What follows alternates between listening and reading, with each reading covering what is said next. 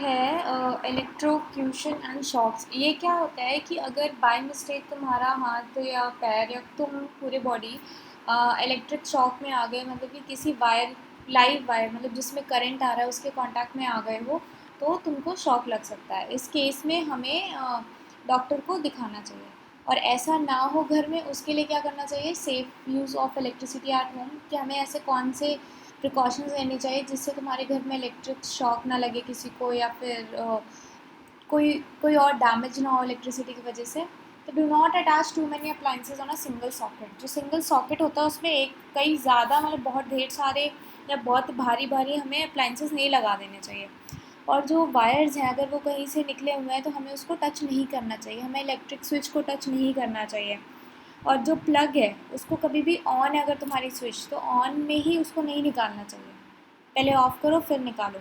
अगर कोई वायर है, कोई अप्लायंस है, उसकी वायर बहुत ज़्यादा पुरानी हो गई है या फट गई है या फिर कट गई है, तो उसको चेंज करना चाहिए।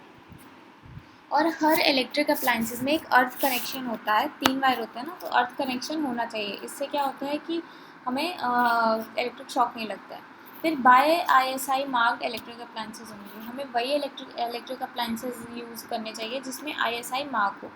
और हमें छोटे बच्चों को बताना चाहिए, उनको ट्रेन करना चाहिए इन सारी चीज़ों के बारे में कि हाँ, क्या क्या प्रिकॉशंस लो, इसको टच ना करो। तो यही सारा कुछ दिया हुआ है, इन सारे से क्या हो सकता है कि हम बच सकते हैं। Then 7th is suffocating and choking. इसका मतलब होता है कि सफोकेटिंग मतलब होता है सांस नहीं आना। चोकिंग मतलब होता है कि तुमने कुछ ऐसी चीज़ गले में खा, मतलब मुंह में डाल ली है जो अंदर चली गई है, फिर वो गले में ही अटक गई है। तो उसके ऐसा छोटे बच्चे करते होते हैं कि उनको कुछ भी मिलता है वो उठा के मुंह में डाल लेते हैं। तो adult supervision is a must. जो बड़े बच्चे हैं, अरे सॉरी, जो बड़े लोग हैं उनका, उनको ध्यान रखना चाहिए छोटों का।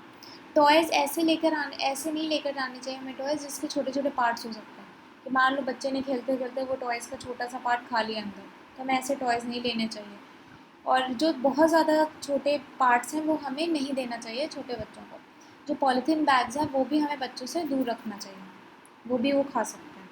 ठीक है। Then there are some simple rules for first aid. First aid क्या होता है कि जब तुम्हारे घर में कोई भी, अभी जो हमने ऊपर सारा डिस्कस किया 7 चीज़ें, अगर उनमें से कुछ हो गया है तो फर्स्ट एड मतलब कि हम डॉक्टर के आने के पहले या हॉस्पिटल ले जाने के पहले जो टाइम है उसमें हम उसकी थोड़ा सा इलाज कर सकें। इससे क्या होता है कि चीज़ें, जो कंडीशन है वो वर्स होने से बच जाती हैं। तो एक फ़र्स्ट एड बॉक्स होता है, वो होना ही चाहिए हमेशा। फ़र्स्ट एड बॉक्स को हमेशा हमें यूज़ करना चाहिए क्विकली विदाउट वेस्टिंग टाइम, बिना दिमाग या टाइम वेस्ट किए। And you should remain calm and be resourceful while giving first aid. जब आप फर्स्ट एड लगा रहे हो तो आपको काम काम मतलब कि शांत होना चाहिए, फिर शांति से करो।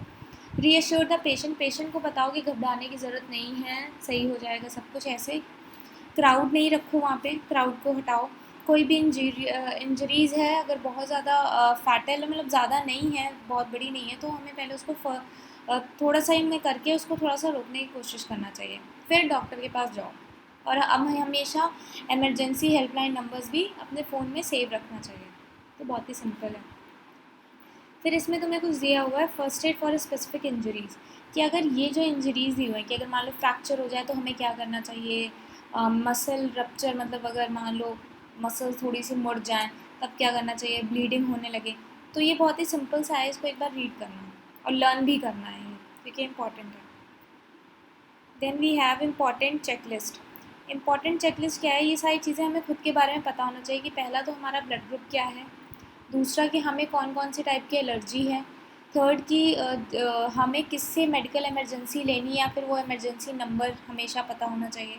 डॉक्टर्स का हमेशा पता होना चाहिए कि हम जहाँ पे रह रहे हैं उसके आसपास कौन से डॉक्टर हैं, कि मान लो बहुत ज़्यादा इमरजेंसी हुई तो हम उनके पास पहले जा सकें।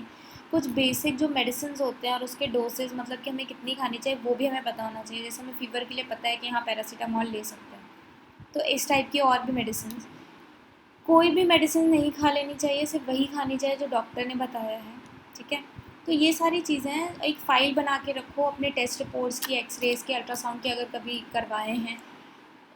मेडिसिन ख़रीदने के पहले या यूज़ करने के पहले उसकी हमेशा एक्सपायरी डेट चेक करनी चाहिए। तो ये एक इम्पॉर्टेंट चेकलिस्ट है जिसके थ्रू हम बच सकते हैं। Chapter is over.